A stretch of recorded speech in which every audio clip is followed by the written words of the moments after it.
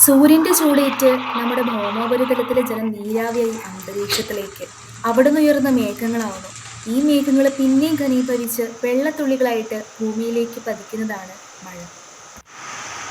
ഈ പ്രതിഭാസം അല്ല, ഈ മഴയ്ക്ക് പല പേരുകളും രൂപങ്ങളും ഉണ്ട്. ചാറ്റൽ മഴ, വേനൽ മഴ, അടമഴ, അങ്ങനെ പല പേരുകൾ. കുംഭത്തിൽ മഴ പെയ്ത കുപ്പയിലും മാണിക്കുന്നു, അത്തം കറുത്ത ഓണം വിളിക്കുന്നു. അങ്ങനെ മഴയെ ചൊല്ലി ഒരുപാട് പഴമൊഴികളും. മഴയെ ചൊല്ലി പല ജീവിതങ്ങൾക്കും പല ഓർമ്മകളാണ്. ബാല്യകാലത്തിൽ രസകരമായ ഓർമ്മകളുള്ളവരും മൂടി പുതച്ചുറങ്ങാൻ ഒരു കാരണമായിട്ടുള്ളവരും മുതൽ പൊട്ടിയ ഓടിൽ നിന്ന് വെള്ളം വീഴുന്നതും കാത്ത് കലവുമായി ഇരിക്കുന്ന ജീവിതങ്ങൾക്ക് അങ്ങനെ വേറെ ഓർമ്മകൾ. പല ജീവിതങ്ങൾക്കും മഴ പല ഓർമ്മകളായിട്ടാണ്. ചിലവർക്ക് ചിരിക്കാനും ചിലവർക്ക് കരയുവാനും. ഇരുണ്ട കാർമേഘം കാണുമ്പോൾ നിരാശ തോന്നുന്നവരുമുണ്ട്. മഴ അകലാനും അടുക്കാനും പഠിപ്പിച്ചു. 2018 പ്രളയം അതിന് ഉദാഹരണമാണ്. എന്നിരുന്നാലും ചിലവർക്ക് ജീവിതകാലം മുഴുവൻ ഒരു ദുസ്വപ്നമായി മാറുമ്പോൾ മറ്റു ചിലവർക്ക് ചില സന്തോഷങ്ങളും മഴക്കാലം നൽകിയിട്ടുണ്ടാവും.